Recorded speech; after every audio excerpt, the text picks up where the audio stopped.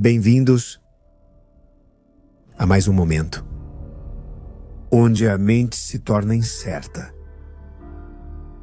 Bem-vindos ao Trasnoche Paranormal. Hollywood não é apenas uma fábrica de sonhos. Para quem sabe observar, há algo mais.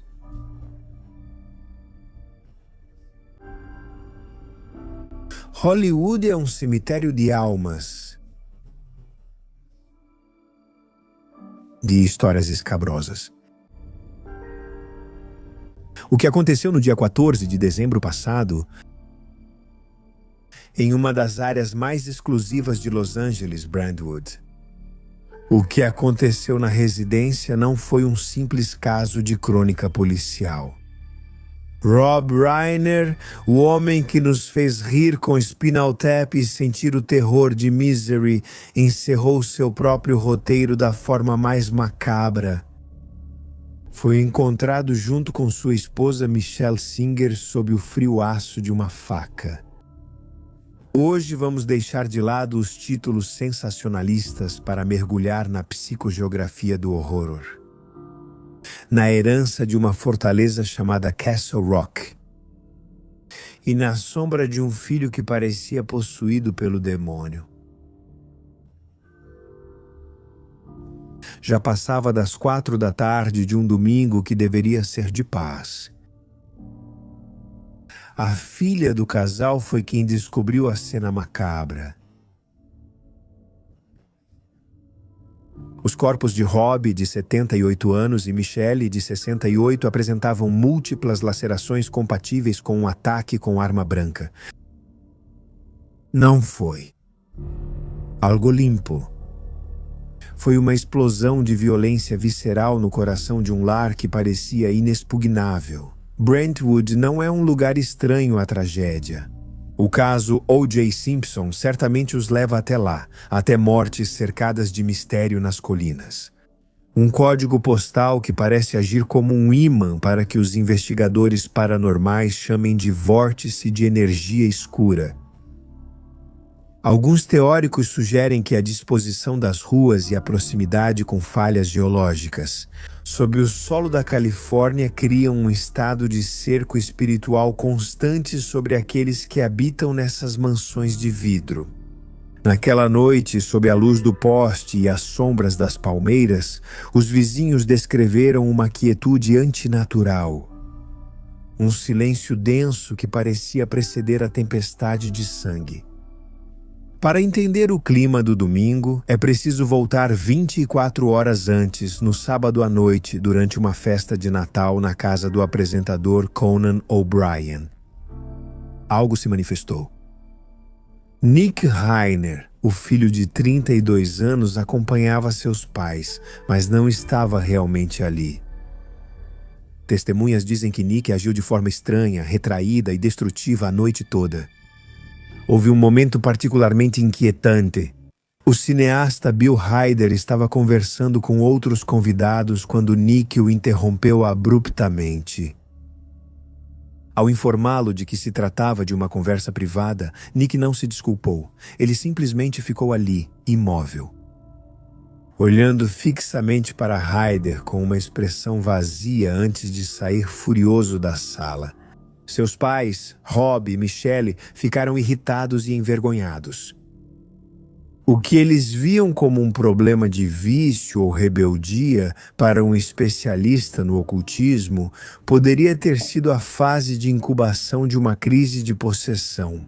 O olhar fixo, o isolamento social e a raiva repentina são sintomas clássicos de uma vontade que foi suplantada. Mas vamos falar de símbolos. Rob Reiner fundou a Castle Rock Entertainment.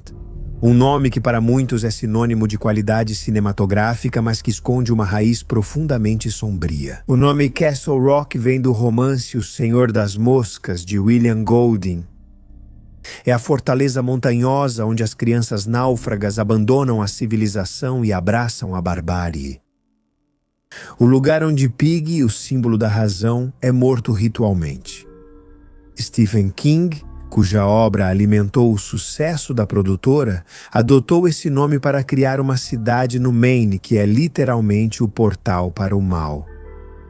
Na mitologia de Stephen King, Castle Rock é o lugar onde um cachorro raivoso devora as pessoas, onde um demônio chamado Leland Gaunt compra almas por bugigangas e onde a sanidade se desintegra sistematicamente. Você pode batizar uma empresa com o nome de um lugar de sacrifício e esperar que não haja consequências. Ao fundar Castle Rock, Reiner criou uma egrégora, uma forma de pensamento alimentada por histórias de tortura como louca obsessão. O destino parece ter cobrado uma dívida simbólica, trazendo a violência da ficção para o quarto do próprio criador.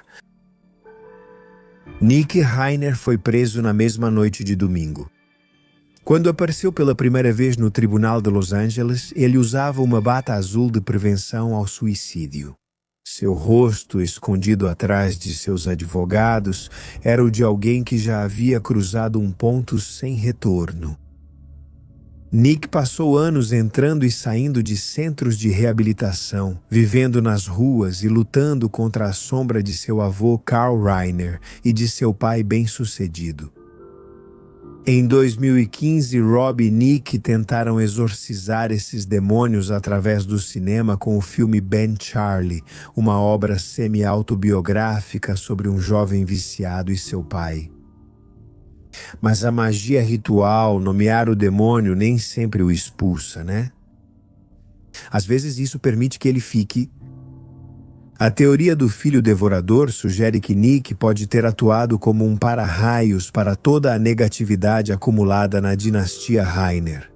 No seu podcast, Nick falou sobre viagens de ácido em que seu pai tentava consolá-lo, sobre injeções de substâncias e sobre um ressentimento profundo por ter nascido na realeza de Hollywood.